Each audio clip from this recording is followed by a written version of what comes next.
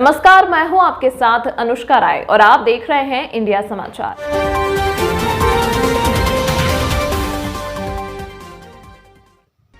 समस्तीपुर गौरतलब है कि परीक्षाओं के दौरान एक छात्र की मौत हो जाने के बाद कॉलेज शासी निकाय के सचिव विधायक अख्तरुल इस्लाम शाहीन सदर एसडीओ के प्रयास से काफी साल से बंद कॉलेज खाते को खुलवाया गया और कॉलेज में विकास कार्य शुरू किया गया।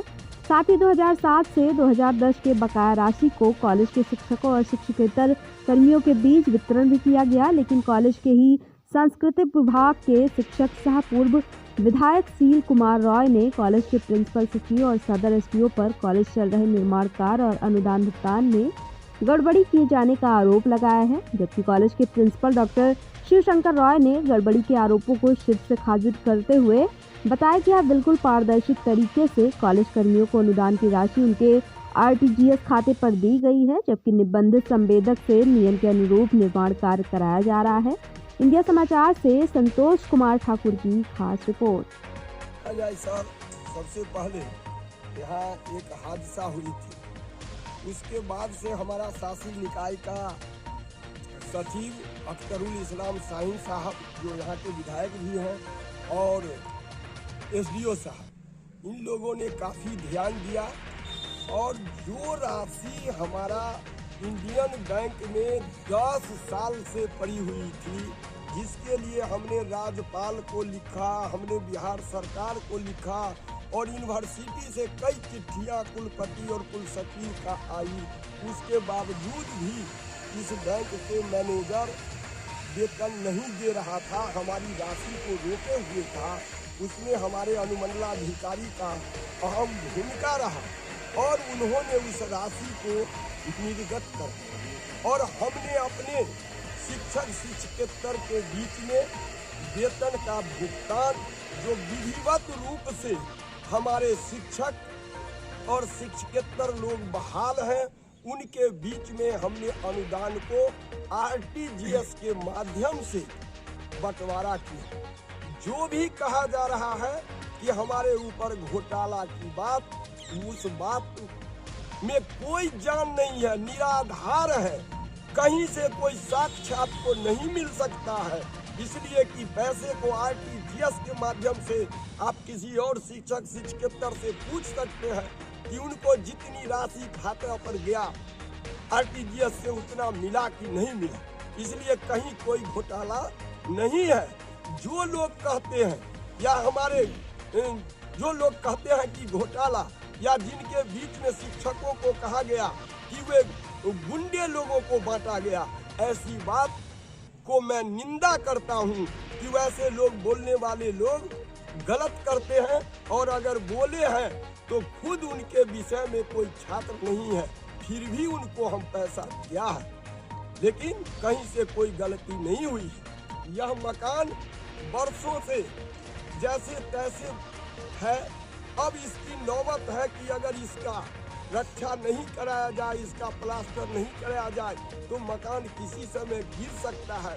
इसके लिए आदरणीय हमारे सचिव और क्या कहते हैं कि अनुमंडलाधिकारी ने कहा कि हमको परीक्षा लेनी है, मैट्रिक का परीक्षा और इंटर का परीक्षा, उससे पूर्व मकान को बेहतर बनाइए, छात्रों के हित में जो संसाधन हो सके उसको पूरा कीजिए, अन्यथा कार्रवाई आप पर की जाएगी।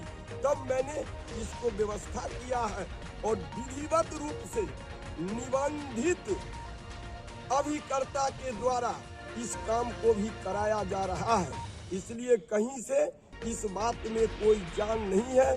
बोलने वाले लोगों पर मैं निंदा करता हूं कि यहाँ घोटाला, 1 रुपये की घोटाला का कोई अगर पकड़ लेगा तो आप जो कहिए हम गुलामी करेंगे।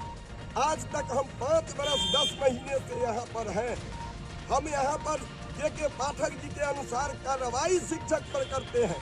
जो शिक्षक कायर हैं, जो काम नहीं करते हैं, जिनके विषय में छात्र नहीं है, वो भयभीत है कि कल से मेरा वेतन बंद हो जाएगा, इसलिए वो लोग एक तरह से कहिए यहाँ समाज में हमारे कॉलेज पर गलत लोगों को अपने द्वारा संपोषित गुंडों को भेजकर हमारे शिक्षक को गाली दिया गया पीटने की धमकी दी गई, रिवॉल्वर उनके सीने में ताना गया, हमने कार्रवाई किया और वे गुंडे आकर हमारे प्रशासनिक काम में, हमारे कॉलेज में हमारे पास अभी कुर्सियों की कमी है, वो आकर के बैठ जाएंगे और हमारे प्रशासनिक व्यवस्था को डिस्टर्ब करते हैं। हम उस पर कार्रवाई करते हैं तो उनके संपोषण करने वाले लोगों को तकलीफ होती है और हमारे कार्य को बाधा डालते हैं। शिकायत आपने कहाँ की? इसको लेकर शिकायत कहाँ की? जो व्यवधान उत्पन्न हुआ था काम के दौरान, इसकी शिकायत कहाँ की? हाँ, इसकी शिकायत हमने अनुमंडलाधिकारी के यहाँ किया। एक और बात कह रहे हैं कि 2007 का पैसा 2008-11 का अनुदान बांटे हैं, ये 2019 में 2008-11 का अनुदान 2019 में बांटे हैं। इसमें मैं वो हाई कोर्ट ने जिनको अवैध ठहराया है उसमें से एक का भी नाम इसमें आपको नहीं मिलेगा। उस समय ये सावधान थे। आज